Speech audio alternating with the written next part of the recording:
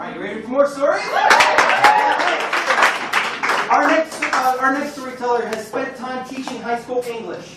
She's volunteered at 826 Chicago, and she reminds you that this is something you too can do.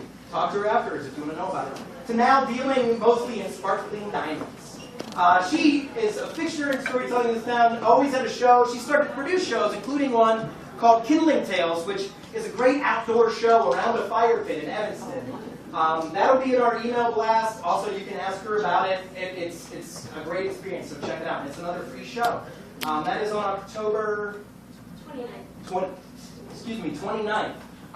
Please join me in welcoming our next storyteller to the stage, Jill Howe!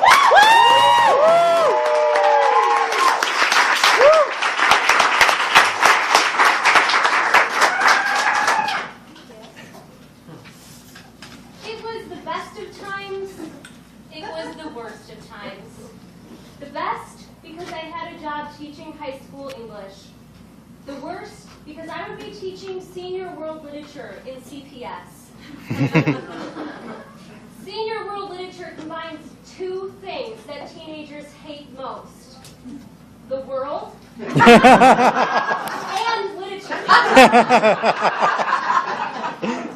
I was informed by administrators and colleagues alike that seniors, having completed the ACT the year before, served no real purpose to a school's data other than to produce graduation rates. And I was ordered to pass them all unless they missed more than 19 days of class. But what if they don't do the work? You know, like fail the tests? I asked to believe your tenured coworker. If you want to keep your job, they won't fail. Do you understand? You just pass them if they show up. So after planning my lessons and considering classroom management, I decided to employ a persona of my own. I wasn't Jill anymore. I was Miss Howe. Miss Howe wore a lot of tailored black suiting. A bun that any librarian would envy. And a pair of very clicky heels so they would know when she was afoot during a test. And she would not smile. Until after Thanksgiving at the earliest. The children eyed me suspiciously. A worthy adversary, a new teacher ready to be broken, an unreasonable bitch.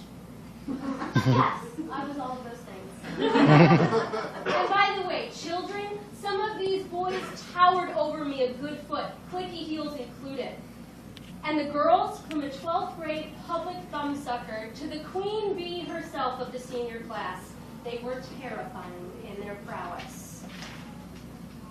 I don't think they liked me or the class, as they often overheard, with no regard to my proximity, "Shit, this class is bogus." Don't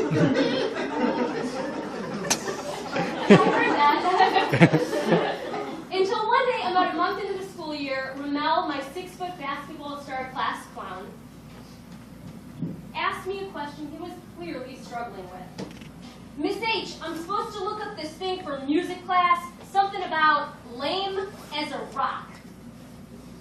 I thought for a moment, lame as a rock? He's got it. Then I just started cracking up, because he was talking about the musical Les Miserables.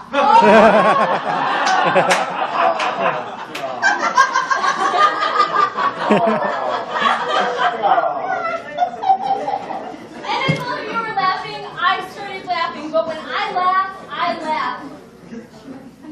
Cackle is how some might and some people do in this room describe it that way. There was a silence after this laugh. Their faces looked at me confused. "Miss Howe?" Even I thought, "Miss Howe?" Though I was not even close to Thanksgiving, I gave up the out-of-touch strategies I learned in graduate school. I started wearing my hair down and smiling much more often, basically being myself. I realized I like these kids. They're not the enemy. I think they realized they like me too, as they started calling me Miss H and teaching me complicated handshakes for when we would pass in the hallway. About the same time, we got a new transfer student, Nick. have rough times, I wasn't surprised when Nick tried some power play moves on me. I was passing out copies of Shakespeare, books I had submitted a grant to obtain, as the school didn't have enough copies for me to give my classes. Nick took the brand new book, threw it on the floor, and said, "I'm not reading this shit. Fuck you." Now my first thought was, shit, this is Shakespeare. But the situation was quickly resolved by one of my largest boys, Brian, who picked up the book, placed it back on Nick's desk, and chivalrously informed him, "We don't do Miss H like that. She cool." Thanks,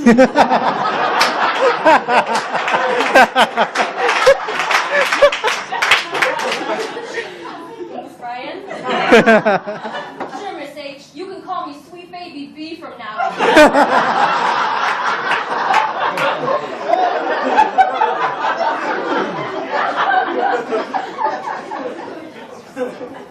I had Nick stay after class and asked him about his life. As opposed to scold him for the power play, my dominance secure with enforcers like Sweet Baby D. Miss Howie, is that your name? What's your first name? Let's just keep it to Miss Howe, Mr. Hernandez. What school are you coming from? I used to go to military school in Indiana. It was all boys, which seemed gay at first, but it was all right, I guess. Quiet. My dad's new girlfriend didn't like me, though, so fuck her. I came back here to live with my mom and my brothers. There were some situations before with my older brother, but I don't deal no more, I swear. I'm trying to get my little brother out of it. He smoothed back his slick hair, shaved on the sides. I noticed that the oversized red Nike t-shirt he was wearing had been crisply ironed. The edges of a thorny-looking tattoo poked out from the sleeve. With little control over his own life, he exerted power over his image. I understood the compulsion as I tapped my own clicky heel on the linoleum floor. Smooth talking, under control, and beyond his years. He assured me, as I probed further about his life, "It's cool, Miss Howe. You're busy. Don't worry about me." But I did worry about him, and many of my 150 other students.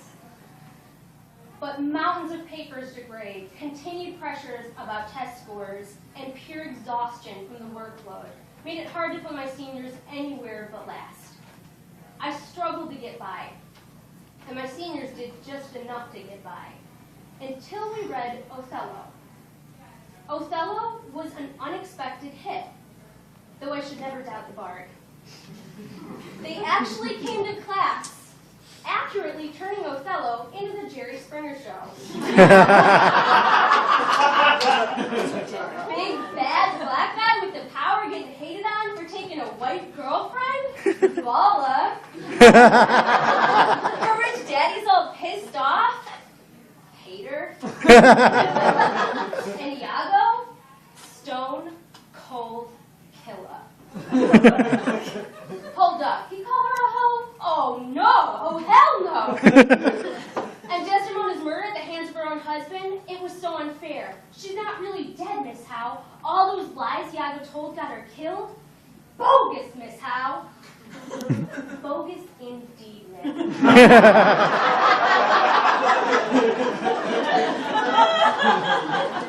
There were tears during the Lawrence Fishburne film version, which compelled them to act it out themselves. As I found with any dress-up scenario in high school, the boys love to go drag. Ramel, tall and dark in a long blonde wig. Nick, now the smooth rap poet of our class, strangling him atop the row of desks. Nick eventually performed his own rap. There was a cat. They called him Othello, a cool-ass dude, real fine-ass fellow. I know I laughed, as you are all allowed to laugh at me for trying to rap in public. And I'm sure I wore my hair down that day. At the end of the school year, despite how close I had gotten to my students, despite the fact that I had a classroom of 32 teenagers understanding and acting out Shakespeare, I was laid off.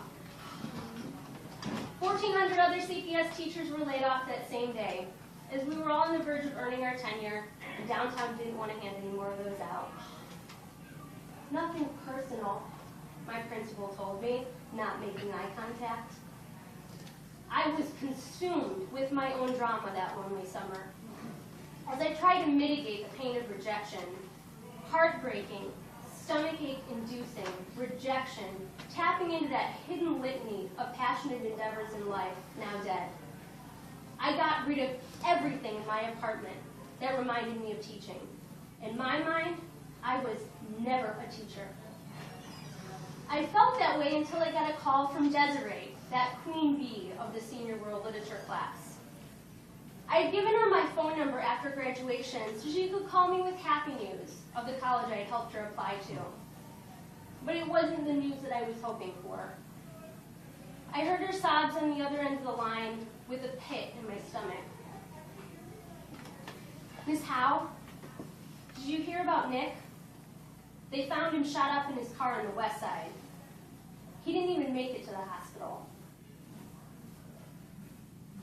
In purging everything from my days as a teacher, I had forgotten about my students.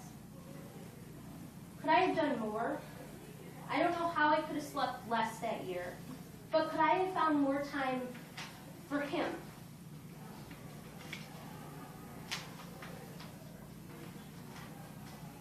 It wasn't that shocking considering what I knew about Nick, what we all knew. I reluctantly failed Nick at the end of that school year because he missed more than 19 days of class. But did I fail Nick as a teacher? During that school year, I was consumed with anxiety, exhaustion, and injustice. I focused on my own survival and what I thought that I deserved. But Nick, like a lot of my students, he was used to suffering injustice quietly, used to being ignored by his family, by his schools, by society in general. People tell me, especially lately, that I'm another casualty of CPS. But if anything, I'm a wounded survivor. The memory of our classroom, now empty, comes back to me. Nick and Ramel acting out that last scene of Othello. Nick almost struggling with the level of physical violence required for a fake strangulation. He looks up at me, his hands around Ramel's neck. It's so unfair, Miss Howe. She didn't do anything. It's so pointless. Thank you.